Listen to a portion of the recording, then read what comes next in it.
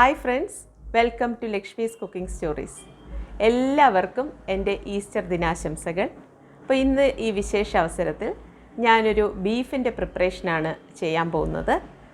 Easter special beef pepper fry. അപ്പോൾ അതെങ്ങനെയാണ് prepare ചെയ്യണമെന്ന് നമുക്കൊന്ന് നോക്കാം. നമുക്ക് പാചകം സ്റ്റാർട്ട് ചെയ്യാം. ഞാനിവിടെ 1 കിലോ ബഫലോ മീറ്റാണ് എടുത്തിട്ടുള്ളത്. ഇതിലേക്ക് നമുക്കൊരു 1/4 ടീസ്പൂൺ മഞ്ഞൾപ്പൊടി, 1 ടേബിൾ സ്പൂൺ കൊറിയാൻഡർ പൗഡർ മല്ലിപ്പൊടി, 1/2 ടേബിൾ സ്പൂൺ ചില്ലി പൗഡർ. ഞാൻ കാശ്മീരി ചില്ലി പൗഡറാണ് എടുത്തിട്ടുള്ളത്. നോർമൽ ചില്ലി ആണെങ്കിൽ 1/4 ടീസ്പൂൺ മതിയാവും. Pepper 1/2 table spoon. ഇത്ര ഇതിലേക്ക് ആഡ് ചെയ്ത് കൊടുക്കുക. ഗരം മസാല ഞാനിവിടെ 1 ടീസ്പൂണാണ് ആഡ് ചെയ്യുന്നത്. ഇത് ഞാൻ വീട്ടിൽ പൊടിച്ച ഗരം മസാല ആയതുകൊണ്ടാണ് 1 ടീസ്പൂൺ ആഡ് ചെയ്യണത്. നമ്മൾ മീറ്റ് മസാല ആണെങ്കിൽ 2 ടീസ്പൂണെങ്കിലും ആഡ് ചെയ്യേണ്ടി വരും. ഇനി ഒരു 1/2 ടീസ്പൂൺ ഉപ്പ് കൂടെ നമുക്കിതിലേക്ക് ആഡ് ചെയ്ത് കൊടുക്കാം. ഇനി ഇതിലേക്ക് ചെറുതായിട്ട് നുറുക്കിയ പച്ചമുളക് 2 എണ്ണം അത് ഇതിലേക്ക് ഞാൻ ആഡ് ചെയ്യാണ്. പച്ചമുളകും മുളക് പൊടിയൊക്കെ അവരവരുടെ ടോളറൻസ് ലെവൽ അനുസരിച്ച് വേണം ആഡ് ചെയ്യാനായിട്ട്. ഇത് ഞാൻ 2 എണ്ണം ആഡ് ചെയ്തിട്ടുണ്ട്. ഇനി ഒരു ടീസ്പൂണോളം, അതായത് ഒരു 6-7 വെളുത്തുള്ളി ഇങ്ങനെ കുഞ്ഞായിട്ട് നുറുക്കിയത് അത് ഇതിലേക്ക് ആഡ് ചെയ്യാണ്. 1 ഇഞ്ച് കനത്തിൽ 1 ഇഞ്ച് ഇഞ്ചി ജിഞ്ചർ ചെറുതായിട്ട് നുറുക്കിയത് കൂടെ ഞാനിതിലേക്ക് ആഡ് ചെയ്ത് കൊടുത്തു. ഇനി നമുക്കിതെല്ലാം നന്നായിട്ടിതിൽ യോജിപ്പിക്കാം.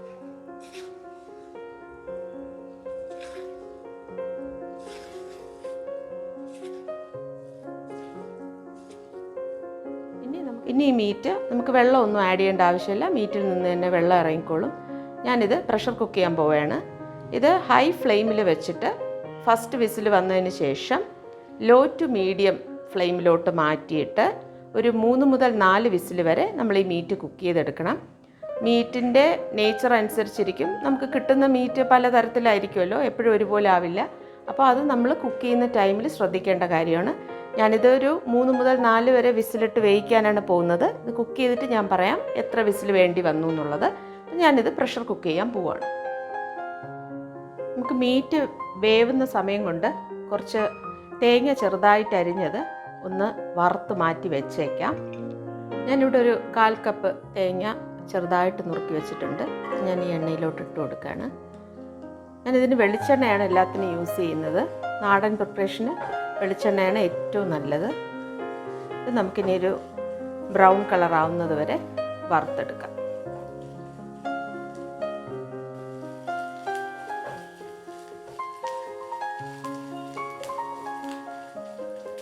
ബ്രൗൺ കളറായി വന്നിട്ടുണ്ട്. നമുക്കിത് ഫ്ലെയിം ഓഫ് ചെയ്ത് മാറ്റി വെച്ചേക്കാം. നമുക്കിനി ബാക്കി പ്രിപ്പറേഷനിലോട്ട് കിടക്കാം. ഞാനൊരു വലിയൊരു കടായി എടുത്തിട്ടുണ്ട്. അതിലൊരു 3 ടേബിൾ സ്പൂൺ വെളിച്ചെണ്ണ ഒഴിച്ചു കൊടുക്കാം. എണ്ണ ചൂടാകുമ്പോൾ അതിൽ ധാരാളം കറിവേപ്പില നമുക്ക് ആഡ് ചെയ്ത് കൊടുക്കാം.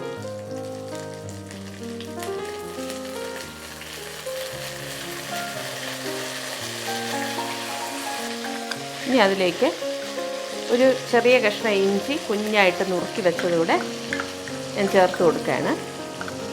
ഏതാണ്ട് 1 ടേബിൾ സ്പൂൺ, ഒരു ചെറിയ കഷ്ണം.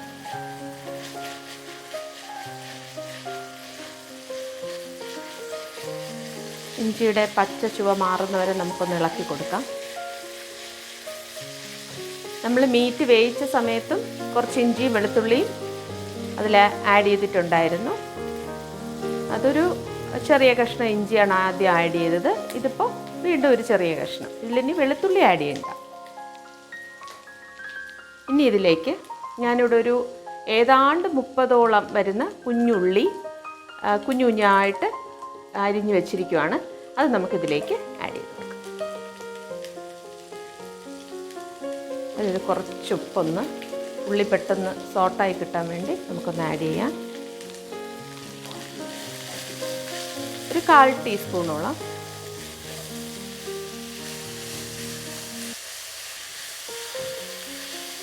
നന്നായിട്ട് വഴറ്റിയെടുക്കണം.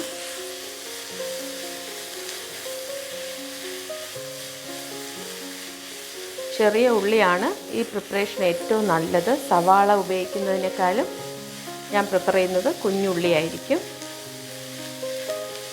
അതാണ് ഇതിന് നല്ല ടേസ്റ്റ് കൊടുക്കുന്നത്. കുഞ്ഞുള്ളി നന്നായി വഴണ്ട് വന്നിട്ടുണ്ട്. ഇനി നമുക്ക് പ്രഷർ കുക്ക് ചെയ്ത് മീറ്റ് ഇതിലേക്ക് ആഡ് ചെയ്യാം. ഇതാ ബീഫ് വെന്തിട്ടുണ്ട്, വേണ്ട നല്ല പാകത്തിന് വെന്തിട്ടുണ്ട്. എനിക്കൊരു 6 വിസിൽ വേണ്ടി വന്നു ഈ ഒരു നല്ല ഇതായിട്ട് മീറ്റ് വെന്ത് വരാനായിട്ട്, ഏതാണ്ട് 20 മിനിറ്റ്. അപ്പം നമ്മളിത് മീറ്റ് വേവിക്കുന്ന സമയത്ത് അത് ശ്രദ്ധിച്ചോണം. ഇനി കുറച്ച് വെള്ളം ഒന്ന് വറ്റാനുണ്ട്, അത് നമ്മൾ കുക്ക് ചെയ്യുന്ന സമയത്ത് നമുക്ക് വറ്റിച്ചെടുക്കാം.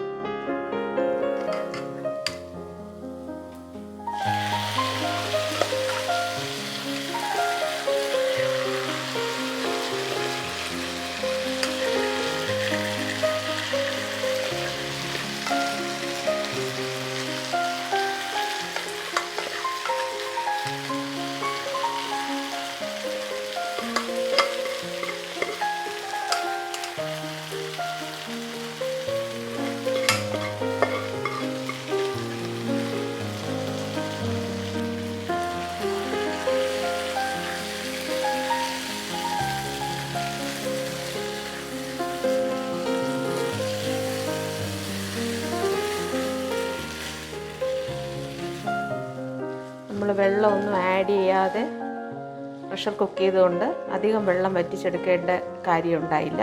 വേണ്ട പാകത്തിനുള്ള വെള്ളമേ ഉള്ളൂ. ഇനി ഇത് ഈ ഉള്ളിയായിട്ട് ചേർന്ന് നന്നായിട്ട് പുരണ്ട് കിട്ടണം. ഈ ഒരു ടൈമിൽ നമുക്ക് 1 ടീസ്പൂൺ പെപ്പർ പൗഡർ കൂടെ ആഡ് ചെയ്ത് കൊടുക്കാം. ഇതാണല്ലോ ഇതിൻ്റെ മെയിൻ ഇൻഗ്രീഡിയൻ്റ് എന്ന് പറഞ്ഞാൽ പെപ്പർ ഫ്രൈ അല്ലേ. 1 ടീസ്പൂൺ പെപ്പർ പൗഡർ കൂടെ ആഡ് ചെയ്ത് കൊടുക്കാം. അത് അവരുടെ ഓരോരുത്തരുടെ എരിവിൻ്റെ ഇതനുസരിച്ചാണ്. നമ്മൾ ആദ്യം കുക്ക് ചെയ്തപ്പോഴും പെപ്പർ പൗഡർ ആഡ് ചെയ്തു, ഇപ്പം 1 ടീസ്പൂൺ കൂടെ. പിന്നെ ഇത് നമുക്ക് ഏതാണ്ടൊരു 10 മിനിറ്റോളം ഈ കടായിൽ കിടന്ന് ലോ ടു മീഡിയം ഫ്ലെയിമിൽ നന്നായിട്ട് ഫ്രൈ ആയി കിട്ടണം. അതുവരെ നമുക്കൊന്ന് വെയിറ്റ് ചെയ്യാം.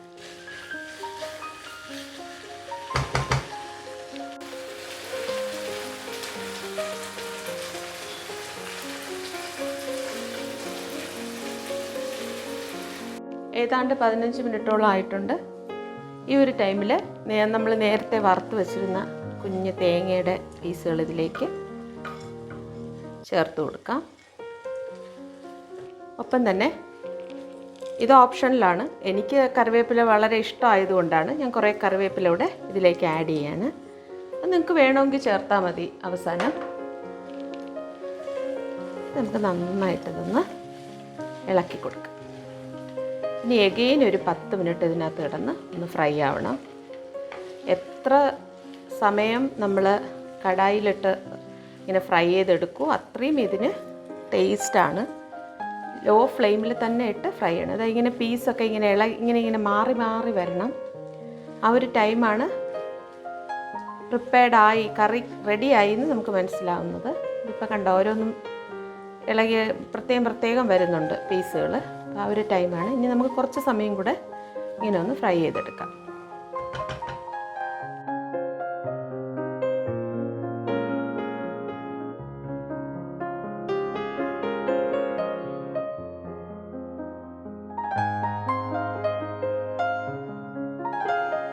ബീഫ് പെപ്പർ ഫ്രൈ ഏതാണ്ട് റെഡിയായി കഴിഞ്ഞു. നല്ല ഡ്രൈ ആയി വന്നിട്ടുണ്ട്. നല്ല ഫ്രൈ ആയിട്ടുണ്ട്. ഈ സമയം എൻ്റെ ചാനൽ ആദ്യമായി കാണുന്നവർ ചാനൽ സബ്സ്ക്രൈബ് ചെയ്യാൻ മറക്കരുത്. ഒപ്പം തന്നെ ലൈക്ക് ഷെയറും ചെയ്യുക. നമ്മളുടെ Easter special beef pepper fry റെഡിയായി.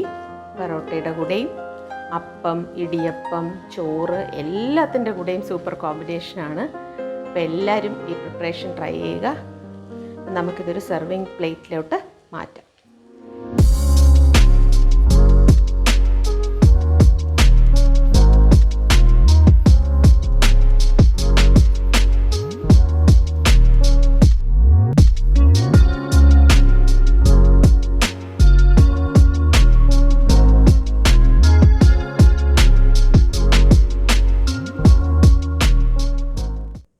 ഞാനിന്ന് തയ്യാറാക്കിയ ബീഫ് പെപ്പർ ഫ്രൈഡ് റെസിപ്പി എല്ലാവർക്കും ഇഷ്ടമായെന്ന് കരുതുന്നു. നല്ലൊരു ടേസ്റ്റി റെസിപ്പിയാണ്.